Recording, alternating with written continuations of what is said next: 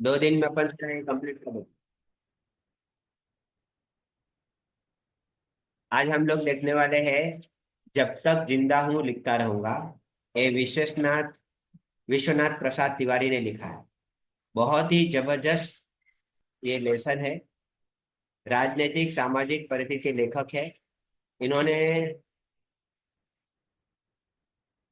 जो भी सीख सोची है, मतलब एक कवि है तो कवि के लिए लिखना बहुत इंपॉर्टेंट बात होगी, बराबर। तो ये बात को लेकर उन्होंने ये पाठ लिखा है और हमेशा लिखते रहने के बारे में बताया गया।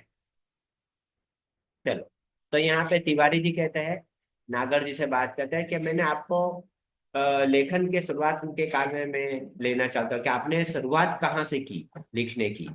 जिस समय आपने लिखना चालू किया होगा उस जमाने में भी दूसरे लेखक होंगे। क्या उस जमाने में साहित्य का माहौल था? पहला सवाल, इंटरव्यू लिया जा रहा है।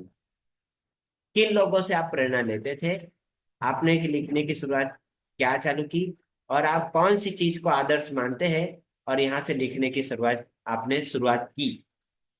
तो ये सवाल तिवारी जी का था और नागर जी ने इसका जवाब दिया। भाई, लिखने से पहले तो मैंने, लिखना तो बात की बात है, पहले पढ़ना शुरू किया। शुरू शुरू में बहुत सारे ऐसे में कवि थे जिनको मैं पढ़ता था, जिसका नाम है स्नेह जी, अयोध्या सिंह जी और उपाध्याय जी। ये इन लोग की कविताएं मुझे बहुत ही अच्छी लगती है। छापे का अक्षर मेरे लिए सबसे पहला मित्र था। घर में मेरे पास हर बार 2 पत्रिकाएं आती थी और मेरे पिता मतलब दादाजी मंगाते थे। और वो थे सरस्वती और दूसरी थी गृह लक्ष्मी। ये 2 मैगजीन मेरे पास हर बार आती थी महीने की। उस समय हमारे यहाँ में, sorry, उस समय हमारे यहाँ पे प्रेमचंद जी का भी साहित्य आता था जिसका नाम था कौशिक। शुरू शुरू में मैंने बंकिम चंद्र चट्टोपाध्याय के उपन्यास भी पढ़े हैं, शरत चंद्र के भी किताबें पढ़ी हैं। उसके अलावा प्रभात कुमार मुखोपाध्याय के उनके कुछ कहानी संग्रह है जिसको देसी और विलायती, जो 1930 में लॉन्च हुई थी, उनको भी मैंने पढ़ा है। बंकिम चंद्र चट्टोपाध्याय की मैंने की उपन्यास 1930 के अंदर आजू बाजू में पढ़ना चालू किया था। उसमें से आनंद मठ और देव चौधरानी, ये चौधरानी बोलते कि राजस्थान थीम, मतलब राजस्थान की कहानियों पे आधारित है, वो मैंने एक उपन्यास मैंने पढ़े हैं। ऐसे नागर जी ने तिवारी जी को बताया। इसके ऊपर तिवारी जी का दूसरा सवाल आता है कि आप लेखक है और आपने लेखन करने के लिए आप किसको आदर्श मानते हैं, किसको देखकर आपको ये लिखने की शुरुआत या उसकी प्रेरणा मिली? तो नागर जी बोलते ऐसा कोई मेरे लिए आदर्श है नहीं जिनको मैं ज्यादा बोलूं। मुझे तो पढ़ने का बहुत आनंद था और इसी की वजह से मैंने अपनी पहली कविता लिखी जिसका नाम था साइमन कमीशन के बहिष्कार के ऊपर। ये लगभग 1928 और 29 के बीच में आई थी। उसमें लाठीचार्ज हुआ था और वो अनुभव था। और उसी के ऊपर मैंने कविता लिखी। कब लो कहाँ लाठी खाए बोलते थे, इस ऊपर मैंने कविता लिखी थी। ये बोलते कि मेरी शुरुआत थी लेखन की। तो तिवारी जी ने इनके बाद और सवाल पूछा कि इस घटना के बाद आप राजनीति की तरफ क्यों नहीं चले गए, आप राजनीति में क्यों नहीं भाग गए? तो नागर जी बोलते नहीं नहीं, पिताजी तो सरकारी कर्मचारी थे और गवर्नमेंट जॉब वाले। 1929 के अंदर बाद मेरी रुचि पढ़ने लिखने में बढ़ी, सामाजिक कार्य में बढ़ी। और लेकिन मेरी पहली कहानी जो मैंने छपी है लगभग 1933 के समय पे, वो कहानी का नाम है अपसुकन। और गोरखपुर के मन्नत द्विवेदी उस समय पे बहुत फेमस थे, लिखते थे। चंडी प्रदय हृदय से उनकी भी कहानी बोलते कि बहुत ही प्रभावित करती थी। उनकी लिखने की स्टाइल मुझे बहुत प्रभावित करती है, नागर जी ने बताया। इनके ऊपर काउंटर सवाल तिवारी का कि भाई उन दोनों में आप पर के गांधी जी का भी व्यक्तित्व असर किया था? तो नागर जी बोलते हाँ। अभी गांधी जी बोलते हैं कि आंदोलन में बहुत भाग लेते थे, तो वो रोकना कैसे हो सकता है? मेरे लेखन के लिए बहुत अच्छा था। तो गांधी जी के ऊपर भी मैंने कई कहानियां लिखी है। तिवारी जी का नेक्स्ट सवाल था उनके लिए कि आपके लेखन में गरीबों के प्रति करुणा कैसे प्रभावित होती है, गरीब लोग के बारे में आप क्या कहना चाहते हैं, किस तरह से आपने उनके बारे में टॉपिक लिखा है? तो नागर जी कैसे, तो समाज में सब जगह पता है। मेरी पहली कहानी मैंने जो लिखी थी उसका नाम था प्रायश्चित। उसका डिटेल एग्जाम्पल दे सकते हैं। पारिवारिक संस्कार भी मैंने उनके अंदर बताया गया है। और मेरे पिताजी का एक अद्भुत गुण था, किसी दुख दर्द तक तुरंत पहुंच जाते थे। कोई तकलीफ में आदमी होना चाहिए, बस उससे वो ज्यादा प्रभावित होते थे। और प्रभावित होने की वजह से मुझे उनके इस लक्षण की वजह से मुझे सीखने का या लिखने का एक मौका मिल गया।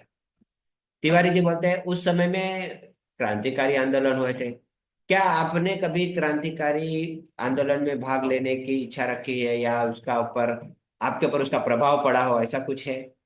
तो नागर जी बोलते नहीं, पिताजी तो बहुत बहुत डांटते थे। एक बार मध्य प्रदेश में काकोरी बम कांड हुआ था, तभी इस ये आंदोलन बहुत तेज हो गया था। और तिवारी जी ने दूसरा सवाल किया इनके ऊपर, क्या समाज के आंदोलन में ऐसे भाग लेने वाले एक व्यक्ति है जिसमें आर्य समाज की स्थापना थी? आर्य समाज में बहुत सारे कार्य हुए थे, तो सामाजिक कार्य करते थे।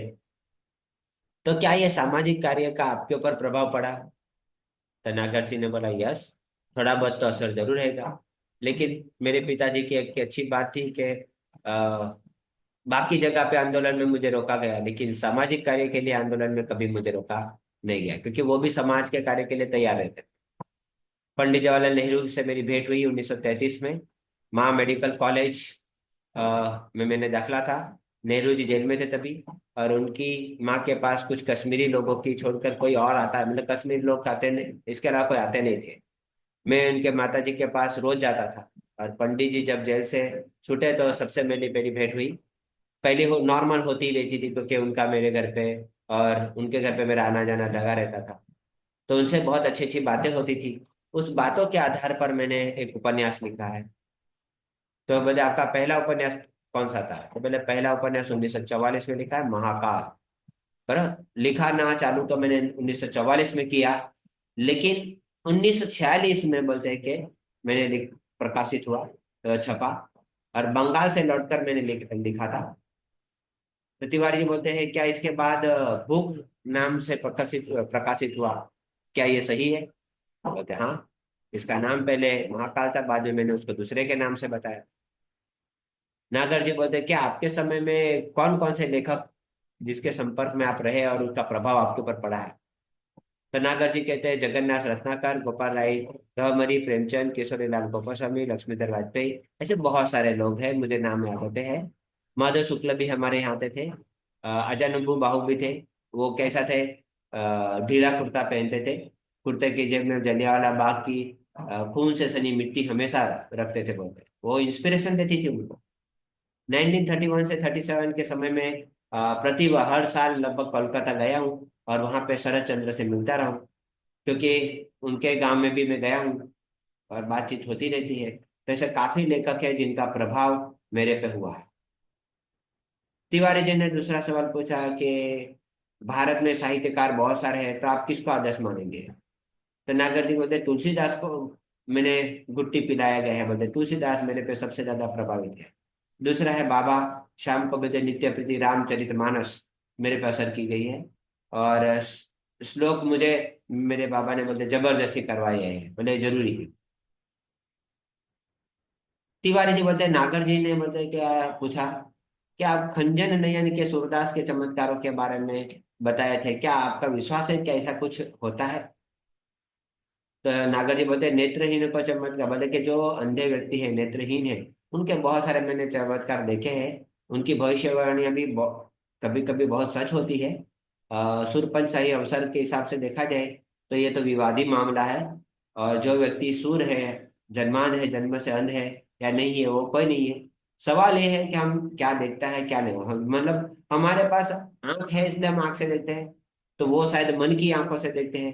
तो आंख तो खाली एक देखने का माध्यम हुआ, पर देखने वाले का मन जरूरी है। तिवारी जी ने उनके ऊपर एक और काउंटर सवाल किया, कि आपने कभी अपने लिखने की सार्थकता परखी है, क्या आपने जो लिखा है वो अच्छा है नहीं है, क्वालिटी क्या है, क्या उसको चेक किया है? तो नागर जी बोलते हाँ, मेरे कई सारे दोस्त हैं जिनका पत्र आता है, उपन्यास भी है। खास तौर के बोलते के पाठ के रूप में बहुत सारी प्रतिक्रिया मुझे पता चलती है। तो तिवारी जी ने बोला नागर जी, क्या पूरे देश भर में आपने भ्रमण किया है, क्या उसका शौक है? तो नागर जी हाँ, पूरे भारत खंड का तो मैंने किया ही है। पेशवार से लेके कन्याकुमारी, बंगाल से लेके कश्मीर, बहुत सारी यात्रा की है। पर और कैरेक्टर ही मेरा है घूमना फिरना। मैं मनोवैज्ञानिक की तरह समझने का मुझे मौका मिलता है, तो मेरे लिए तो बहुत अच्छी बात है। और कवि के रूप में मुझे उसकी बहुत ज्यादा जरूरत है। तिवारी बोलते हैं, अपने समय को लेखक में आप किन्हें पढ़े, जब आपका जमाना जब था, तो आप कौन से लेखकों को ज्यादा पसंद करते थे? तो नागर जी कहते हैं, अगर दिल से पूछूं तो मैं सबको प्यार करता हूं, तो एक ही व्यक्ति है, ऐसा राम विलास शर्मा। कौन है? राम विलास शर्मा। प्रभात प्रभात कुमार मुखोपाध्याय पर उनके जो देसी और विलायती जो बुक लिखी है, अगर मिल जाए तो मैं वापस पढ़ना चाहूंगा। बहुत सारे समाज बदल रहे हैं, तो समाज का सुंदर चित्र उसमें बताया गया है। बहुत सारी छोटी छोटी कहानी है, जिसमें टॉल्स्टॉय और चेखव की रचना भी बहुत प्रिय है, लेकिन मुझे ये बहुत अच्छी लगती है। तिवारी बोलते हैं, अपने पत्रों को क्या आप इकट्ठा करते हैं? तो नागर बोला, हाँ, पत्रों का भी मुझे संचयन करना है, लेकिन वो कोई ठीक ठाक हालत में नहीं है, क्योंकि जो जाति या रीति रिवाज के इकट्ठे हो गए हो गए। क्योंकि घूमने का बड़ा शौक है, तो वो रह जाते हैं। बड़े बूढ़े के सुनकर मैं बहुत खुश होता हूँ। गदर के फूल मैंने लिखे हैं, जिसे लोगों से, उसकी वजह से मिलना जुलना बहुत हुआ है। तिवारी जी बोलते हैं कि आपने उपन्यास में बोलते कि बहुत सारे फील्ड वर्क भी करना पड़ेगा, क्योंकि ऐसे उपन्यास नहीं लिखे जाते, आपको प्रैक्टिकली वहां पे कुछ माहिती इकट्ठा करनी पड़ेगी, जानकारी इकट्ठा करनी पड़ेगी, तब आप कुछ लिख सकते हैं। तो क्या ऐसा आपने किया है? तो नागे जो, हाँ, करना तो पड़ेगा ही। नाचो बहुत पागल के लिए मैंने बहुत सारे लोगों से बस्ती बस्ती में जाना पड़ा, सफे कर्मानी से मिलना पड़ा, उनके रीति रिवाज को देखना पड़ा, अध्ययन को देखना पड़ा, उनके खान पान सब चीज को देखना पड़ा। फिर बाद में मैंने उनके ऊपर लिखना चालू किया।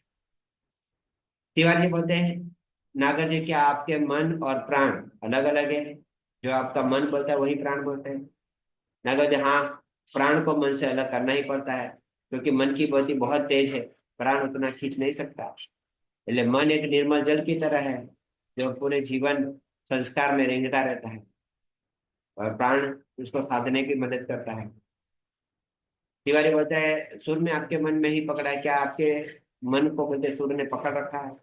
तो जहाँ एक जगह है जहाँ पे मैंने लिखा, मैं दसों दिशाओं में देख लेता हूँ, मतलब कि मैं 10 दिशाओं में जानता हूँ। पूरी प्राण शक्ति एक जगह पे केंद्रित करनी पड़ती है, बराबर, तभी आपको इंट्यूशन मिलता है। बराबर, इंट्यूशन मतलब आपको कुछ होने वाली घटना के बारे में पता चले। तो तिवारी बोलते हैं, नागर जी, तिवारी जी ने सवाल पूछा, नागर जी, हम लोगों को आपका जो ये समय मिला, बल्कि बोलते हम आपकी उम्र में स्वास्थ्य का लिहाज रखते या नहीं रखते? आप बताइए, आप लिहाज रखते हैं कि नहीं?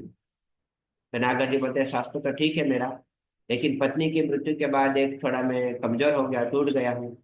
मैंने सोचा कि इसके सिवा कोई और चारा नहीं है, लिखना तो पड़ेगा ही। इसलिए मैं बोलता हूँ कि जब तक जिंदा है, जान में जान है, तब तक ये मेरी लिखने की जो आदत है, उसको कभी बंद नहीं करूंगा। इसलिए मैं कहता हूँ कि जब तक जिंदा हूँ तब तक लिखता रहूंगा। ये नाव है कि यात्री में से जो उनका संग्रहालय है, उसमें से ये लिया गया है कि जब तक जिंदा हूँ तब तक लिखता रहूंगा। ये उनका मुख्य शीर्षक है।